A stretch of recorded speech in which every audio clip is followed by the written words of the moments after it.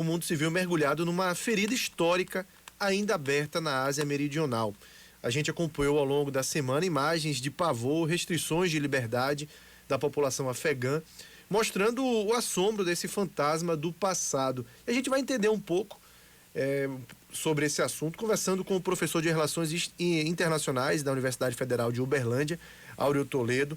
Áureo, muito bom tê-lo aqui conosco, a gente agradece a disponibilidade de falar sobre esse assunto que está realmente dando muito o que falar. Depois de 20 anos, como explicar essa retomada do poder por parte dos talibãs?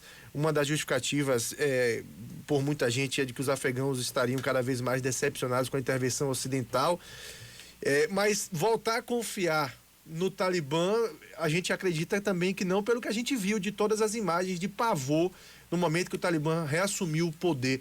Como explicar essa retomada do poder lá no Afeganistão? Muito bom tê-lo aqui conosco, um ótimo dia para você. Bom dia, Fernando, bom dia aos ouvintes. Eu queria agradecer à Princesa FM pela oportunidade de falar mais um pouquinho sobre o Afeganistão. Bom, para entender então a volta do Talibã, eu acho que a gente tem que considerar as variáveis que fizeram da intervenção dos Estados Unidos um fracasso. Esse acho que é o ponto que chama a atenção.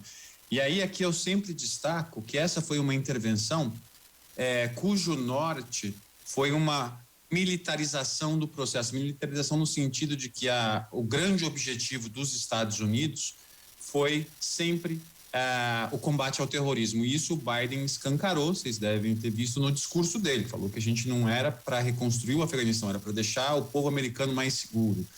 Isso é um problema seríssimo, porque quando você faz um tipo de intervenção desse tamanho, sem pensar que você vai precisar reconstruir o país, isso vai causar uma série de problemas. E eu chamo a atenção aqui que os Estados Unidos entrou no Afeganistão para pegar o Bin Laden, e depois de um tempo eles viram que seria necessário fazer algum tipo de projeto de reconstrução do país, só que sempre de forma muito lateral. Então, só para chamar a atenção do ouvinte, se você quer entrar num país e acabar com milícia, você tem que fazer o quê? Você tem que, no mínimo, oferecer uma alternativa para essa milícia, para esses grupos. A alternativa é no sentido de que, primeiro, você tem que desmobilizar a milícia, eles não podem mais estar juntos, você tem que desarmá-los, mas tudo isso caminha paralelamente ao terceiro pé aqui desse tripé, que é a reintegração. Você tem que oferecer uma alternativa. Olha, você agora estava combatendo, você vai receber um treinamento específico, por exemplo, vai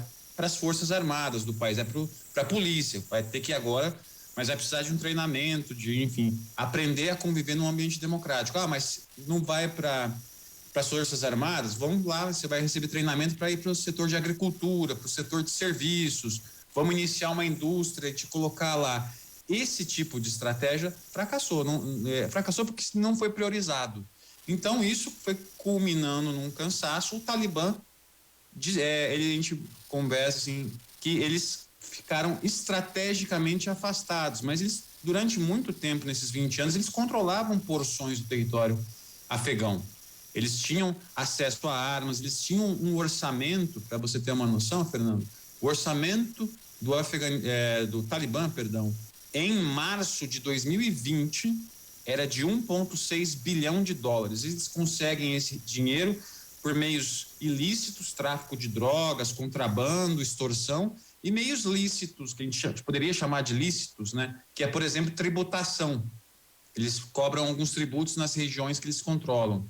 Então, você teria um orçamento grande, e quando você compara com o orçamento do governo afegão, no mesmo período, o orçamento do governo afegão era de 5,5 bilhão. Enfim, estou chamando a atenção disso tudo só para deixar claro que, se o Talibã chegou onde chegou, ele chegou, primeiro, porque a intervenção dos Estados Unidos não foi guiada pela reconstrução do país, teve um viés militarizante de só a guerra ao terror. 2, o Estado afegão é um Estado fraco, ele não tinha recursos para se sustentar, precisava de ajuda externa e, portanto, quando a ajuda não vinha, não tinha como fechar as contas. E terceiro, o Talibã sempre teve dinheiro, e esse dinheiro ele conseguia dos recursos internacionais de tráfico internacional de drogas e outras coisas. E o que esperar, no seu ponto de vista, a partir de agora, né? O Talibã, no primeiro momento, teve até um discurso um pouco mais... pacificador seria exagero dizer, mas um pouco mais brando. Depois a gente começou já a ver alguns traços daquele Talibã de 20 anos atrás. Na sua opinião, o que é que a gente deve ter a partir de agora com o Talibã à frente do Afeganistão, além de uma fuga em massa que a gente já está vendo, né, acontecer no Afeganistão? Eu sou muito receoso de um governo talibã. E sou receoso por conta do passado. O período que eles governaram entre 96 e 2001 foi um período de terror no Afeganistão, particularmente para mulheres e minorias étnico-religiosas. Foram as parcelas da população que mais sofreram. Eles vieram agora, a gente acompanhou aí a coletiva, né, do porta-voz do Talibã dizendo que as mulheres vão poder continuar estudando, trabalhando, mas ele deixou claro também, uma frase ali foi importante, é chave: as mulheres afegãs são muçulmanas e têm que se comportar como tal. Qual que é a questão aqui? Isso eu faço sempre questão de falar. Todas as ações que o Talibã fez no passado são ações que não têm sustentação no Corão, nas fontes sagradas do Islã. É para rebater qualquer tentativa de islamofobia, dizer que o Islã é inerentemente violento. O que o Talibã fez foi uma interpretação deturpada das fontes sagradas do Islã. E aí é o que eu chamo a atenção. O que garante que agora o Talibã não também fará outra interpretação deturpada? A gente não sabe. A gente não tem ainda como saber, porque o que eles disseram agora são promessas apenas. Isso é uma coisa que me preocupa. Primeiro, então, por conta do passado, e se eles vão, de fato, ter essa mesma interpretação que tiveram no passado. Há alguma expectativa de que eles vão se moderar, porque eles... uma coisa é você ser um grupo que está resistindo a uma ocupação. E aí você tem que ter um recurso para sustentar o seu esforço de guerra. Outra coisa é você agora assumir um governo e tentar desenvolver capacidades governativas. Você ser governo, fazer política pública. Para isso você vai precisar de recursos, vai precisar de dinheiro. E o Talibã, as reservas internacionais do Afeganistão, boa parte delas está nos Estados Unidos, e o FMI já bloqueou as reservas emergenciais que o Afeganistão tem. Então, veja, o Talibã vai ter muito pouca reserva internacional para segurar. E aí o que vai acontecer? Ele vai precisar de dinheiro de outras fontes. E aí ele vai ter que buscar os parceiros regionais. E aqui eu sempre chamo a atenção da Rússia e da China. Então, para ter os recursos desses países, o Talibã pode ter algum incentivo para se moderar, porque ele não vai querer ser um pária internacional e perder dinheiro. Então, você tem alguns incentivos que poderiam levar a uma moderação, mas você também tem um histórico muito ruim. Então, isso aqui ainda não me dá clareza se podemos confiar ou não. Eu, por enquanto, tenho um pé atrás, por tudo que eles já fizeram. E surge até um novo termo aí, né, de esses novos rostos, insurgentes, guerrilheiros, chamados de neotalibãs. O que é que muda com isso? Suas táticas de luta de alguma forma diferente? Ou, na verdade, é uma forma nova de chamar o próprio Talibã que continua o mesmo? Hugo, no que eu pude apurar, essas expressões como o neo-talibã seriam formas de tentar diferenciar o que foi o Talibã lá de 96, 2001, agora, como eles estão se organizando, onde estão buscando dinheiro e tal, seria isso. Eu, particularmente, não acho que faz sentido isso. Eu acho que é uma questão só para complicar mais a situação. Para não termos clareza do que a gente está estudando aí, do que a gente está vendo. Para mim, a grande questão agora é que o Talibã o comportamento dele alguns pontos eu acho que vai mudar. Por exemplo, o apoio que ele deu a grupos terroristas no passado, e particularmente a Al-Qaeda, o Talibã deu apoio, deu campo de treinamento. O Bin Laden pagava para o Talibã, pagava uma taxa, mas ela ajudou, o Talibã deu logística, deu campos. Esse tipo de comportamento de apoio a grupos terroristas, eu acho que o Talibã não irá fazer. e não irá fazer porque o contexto do passado é diferente de agora. Agora, você teve uma guerra ao terror, você tem o terrorismo, ele entrou na agenda internacional, então países que apoiam o terrorismo, e particularmente um país aqui agora vai ter o foco sobre si, que é o Afeganistão, eu particularmente acho que isso não vai acontecer. Então isso é uma diferença com o passado que talvez justificaria, enfim, essa alcunha aí de neo-Talibã. Mas eu particularmente acho que, por enquanto, do que foi no passado e de agora, em termos do comportamento do grupo, é a única diferença por enquanto. Vai depender agora dos próximos passos.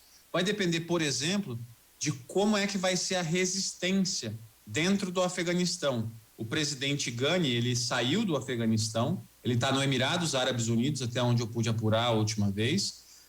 Tem resistência também, já parece que se formando dentro do Afeganistão. Tem o segundo vice-presidente afegão, ele está no Vale do Panjshir. Parece que esse vale é uma região que o Talibã não está controlando e existe a possibilidade de ter uma resistência. Que tipo de resistência será? Lá também não sei se vai ser armada, enfim. Essas coisas a gente vai ver agora ao longo das próximas semanas e meses. Bom, e de qualquer forma você falou aí que o Talibã vai ter que se reinventar, né? Agora sendo poder e não sendo um grupo de resistência ao que estava, né? De acordo com o que eles acreditam. E de modo que vão precisar de alguma forma buscar parceiros comerciais. Que tipo de dificuldade eles devem ter a partir daí e que países que você acredita que podem ser parceiros comerciais do Talibã? Porque me parece que agora, sendo governo, talvez não sejam as mesmas fontes de renda, né, como o próprio tráfico de drogas ou algo do tipo.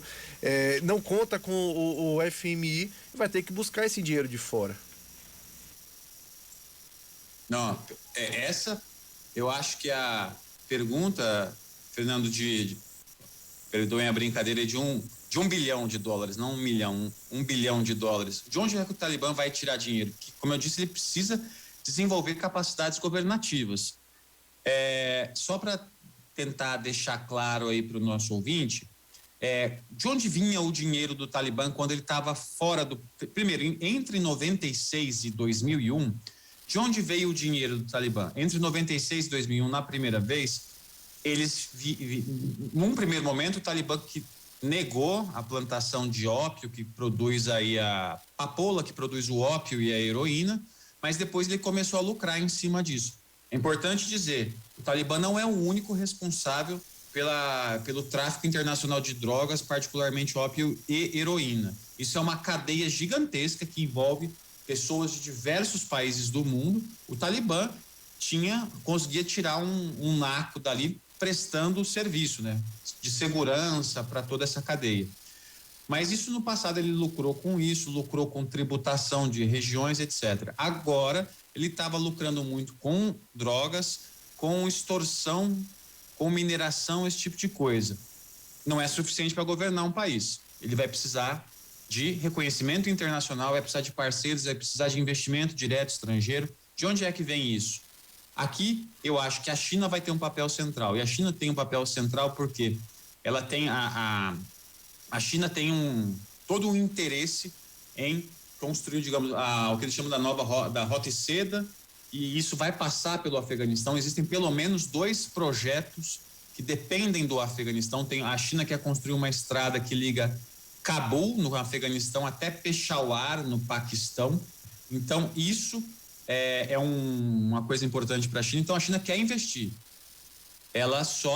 A preocupação chinesa é com a estabilidade. A China tinha 2 projetos que ela começou no Afeganistão. Um era de óleo em Amu Daria, e aí tinha um outro, que me falha a memória, que era a mineração de cobre, se eu não estou equivocado, que tiveram que ser paralisados por questões de segurança.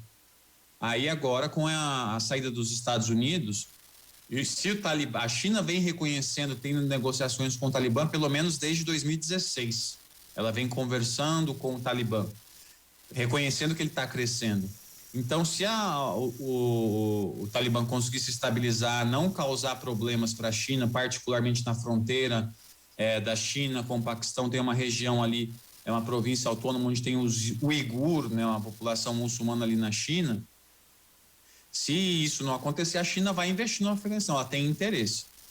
Então, pode vir da China, pode vir também da Rússia. A Rússia, num primeiro momento, ela estava, até onde eu apurei, ela estava preocupada com a estabilidade do Afeganistão, se isso ia ter alguma externalidade, se ia grupo terrorista para lá, se ia ter refugiado para as regiões estratégicas da Rússia. Mas o que me chama a atenção é que agora, depois que o Talibã tomou o poder, a embaixada russa em Cabul, ela não foi totalmente evacuada, não. Uma parte só do staff saiu, uma outra parte ficou. E os talibãs, eu vi uma declaração, disseram para os russos que, dos russos não vai cair um fio de cabelo enquanto a gente estiver aqui. Então, você vê que são dois países centrais. Ali é que eu acho que, por enquanto, o Talibã vai ter que buscar algum reconhecimento, porque os recursos que o governo do Afeganistão antes do Talibã tinham, as reservas, essas estão no Ocidente e já estão congeladas. E nós, como é que a gente fica em todo esse processo aí? O Brasil tem embaixada por lá, né? Estrategicamente, na sua visão, o que é que o Brasil deve fazer a partir de agora? A gente está lidando com um pessoal muito complicado, né? E a gente tem embaixada por lá, de modo que qualquer movimento brusco que o Brasil faça pode gerar uma interpretação. É aquela coisa, eu não quero briga com você, Talibã. Como é que o Brasil deve se comportar a respeito desse novo governo Talibã agora lá no Afeganistão? Na sua opinião, diplomaticamente, por que rumos o Brasil deve ir? Eu acho que nesse momento o Afeganistão está bem fora assim do radar da política externa brasileira. Eu acho que nesse momento não há muito o que fazer. O que o Brasil poderia fazer era tentar, como já fez, inclusive, receber refugiados afegãos. Isso nós já fizemos no passado. O Brasil recebeu um contingente importante de refugiados, só para o ouvinte saber, durante muito tempo, e isso agora mudou depois do conflito, com a guerra na Síria, mas durante muito tempo o maior contingente de refugiados no mundo eram afegãos. E o Brasil recebeu. Acho que o que o Brasil e outros países eventualmente podem fazer é prestar ajuda humanitária. E vai ser necessário, né, algum tipo de ajuda. Mas isso é um ponto importante, sabe, Fernando, que eu acho que é válido destacar. Muitas pessoas falam, mas vocês estão advogando mais intervenção, menos intervenção para ajudar a população do Afeganistão. Eu acho que é o seguinte, aqui eu vi isso foi um afegão falando, me chamou muito a atenção. Vocês de fora, vocês podem oferecer, sei lá, eu aqui na minha casa posso oferecer um quarto para o pessoal, para receber refugiados afegãos. Só que de nada vai adiantar se eles não conseguirem pegar o avião lá em Cabul e vir.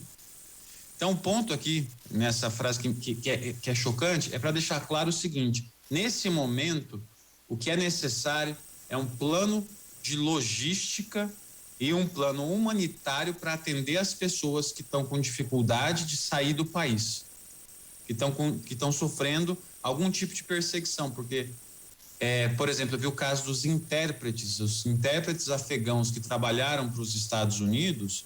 Eles estavam com dificuldade de sair do país e alguns estavam sendo buscados pelo Talibã.